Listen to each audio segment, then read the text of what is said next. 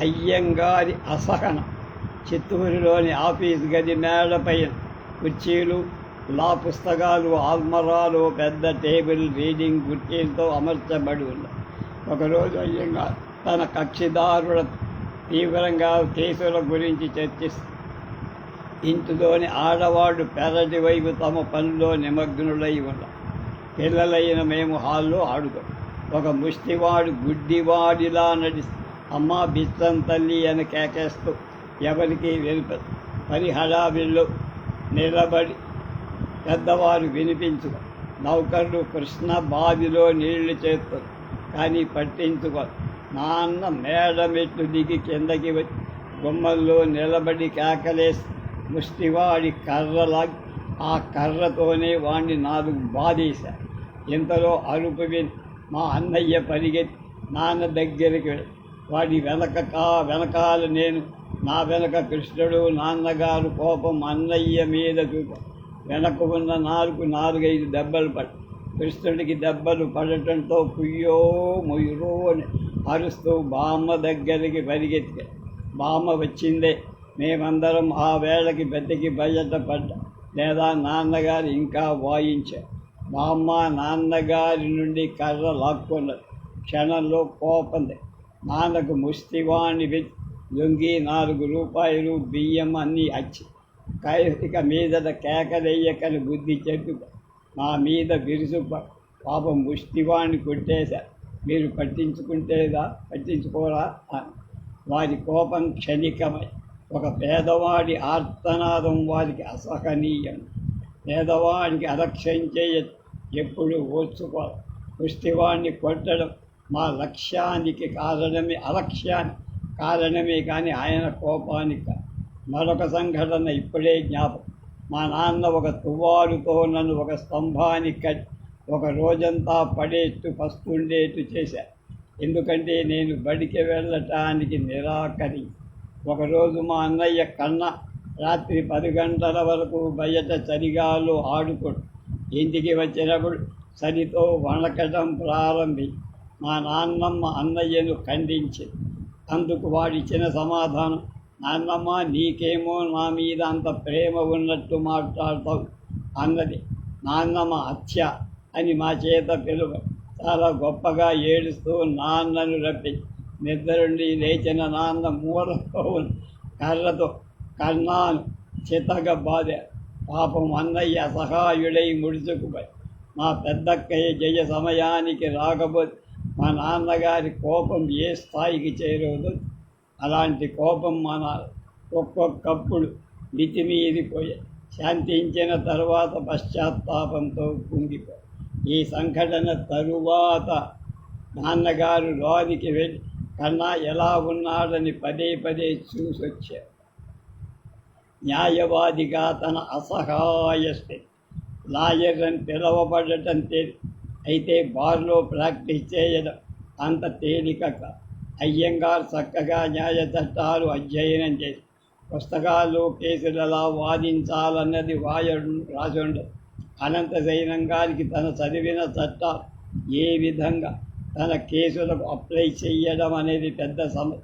అలాంటి సమయాల్లో మరి ఎన్నో పుస్తకాలు కోర్టులో సీనియర్ న్యాయవాదులు వాదిస్తుండ ధ్యాసగా చూడటం వినడం అలవాటు. హిందువుల, రోమన్ల, ముస్లింల అన్నిటినీ చదివి నిదానంగా అర్థం చేసి అలాగే కోర్టుకు గుమాస్తా శేషయ్య సహాయంతో క్లయింట్ని ఎలా డ్రాఫ్ట్ చేయడం తెలుసుకున్నారు. అలాగే అప్పుడు కానీ సొంత ప్రాక్టీస్ పెట్టడానికి ఒప్పుకున్నారు. దొరస్వామయ్యంగారు బతికినప్పుడు ఒకరోజు అనంతశయనంగాని తన గదికి పిలిపించేలా, నీ కేసులు నాతో చర్చించడానికి ఎందుకు సిగ్గుపడతావయా? ఒకే రోజులో అందరూ అల్లాడి కృష్ణస్వామి లాంటి ప్రఖ్యాత న్యాయవాదులు అవుతారా? ఒక మంచి లాయరుగా పేరు సంపాదించడం అంత తేలికేం కాదు. అనుభవం, కుశలత రెండూ కావు. ఈ మాటలు అయ్యంగారిలో కొత్త చైతన్యం కలిగి రెట్టింపు ఉత్సాహంతో వారిని పనిలో దిగి చిత్తూరులో కొద్ది రోజుల్లో పెద్ద లాయర్ అనిపించుకు. తిరుపతిలో మహంతు కేసు, హైదరాబాద్ నిజాం గారి కేసుల వల్ల ఎక్కువ అనుభవం సంపాదించారు. అనంతశయనం అయ్యన్గా. ఒక ఏడాది తిరుపతి దేవస్థానంలో ఒక తగాదా కేసు ఆయన సమక్షానికి పంపబడి అది తెంగలై వడగలైన 2 శాఖల చిహ్నాలపై వచ్చిన సమస్య. అంటే వైష్ణవులలో కొందరు యు లాంటి తిరునామం దాచి, కొందరము వై లాంటి దాటి ముక్కు మీద నామంగా. ఈ సమస్యపై వైష్ణవులలోనే కాక పెంచుకునేటువంటి ఏనుగుల వడగలై తిరునామం వేయడము, లేక తెంగలై శాఖ అయిన వై నామం వేయడము అన్న చిన్న సమస్య పెద్ద కొట్లాటగా మహంతులు గొప్ప గొప్ప లాయర్ల మద్రాసు బొంబాయి నుండి రప్పి అయ్యంగారి తిరుపతి చిత్తూరుల మధ్య ప్రయాణం ఎక్కువ. ఒకరోజు దినపత్రికలో అయ్యంగారిని చంపడానికి ప్రయత్నం జరుగుతోందని వార్త వచ్చి, అప్పుడు మహంతు తరఫువారు అయ్యంగారి బంధువులందరినీ హెచ్చరించి వెళ్ళారు. అయ్యంగారు వస్తే వారికి ఎలాంటి ఇంటిలో ఆతిథ్యం ఇవ్వరాదు. గుంకుండ్రా మండపం వీధిలోని అందరూ అయ్యంగారి బంధువులు. ఒకరి ఇంటిలో వారిని జాగ్రత్తగా దాచి మహంతు ఏర్పాటు చేసిన గూండాలు వచ్చి అడిగినప్పుడు ఎవరు నోరు మెదపరు. ఈ కలహం నెలల తరబడి ఏ పక్షం వారు విజయం సాధించలేకపోయి ఏనుగు లలాటంపై యు వేయడమా వై వేయడమా అన్న ప్రతివాదన కొనసాగు. బోలెడు ఖర్చులు, ఇరుపక్షాల వారు ధనం కుమ్మరిస్తారు, లాభం కలప.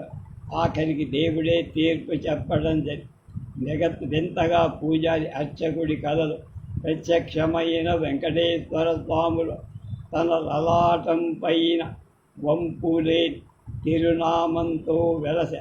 అంటే యువయ్యలకు మధ్య సంధి స్వయంగా కుదరటం, భగవంతుడు నిలువు గీతలతో విరాజిల్లటం ప్రశంస. అనంతశయనం అయ్యంగారు ఇప్పుడు చిత్తూరు జిల్లాకంతటికి ప్రశంసాపాత్రుడైన న్యాయవాది. తన సీరియకు ఎదురుగా నిలబడిన కేసు అదొక్కటే. ఇతర పట్టణాల్లో కూడా కీర్తి వ్యాపి. శ్రీమాన్ చక్రవర్తి రాజగోపాలాచార్యనే రాజాజీ రాజకీయ కేసుల రక్షణకై అనంతశయనం గారి దగ్గరికి వచ్చి, ముఖ్యంగా వేలూరు, ఆర్కాడ్ జిల్లాల్లో ఇతర పట్టణాల కేసులు ఎక్కువ. రేపు 5వ అధ్యాయం సెంట్రల్ లెజిస్లేచర్ సభ్యత్వం, లెజిస్లేటివ్ అసెంబ్లీ ప్రవేశం.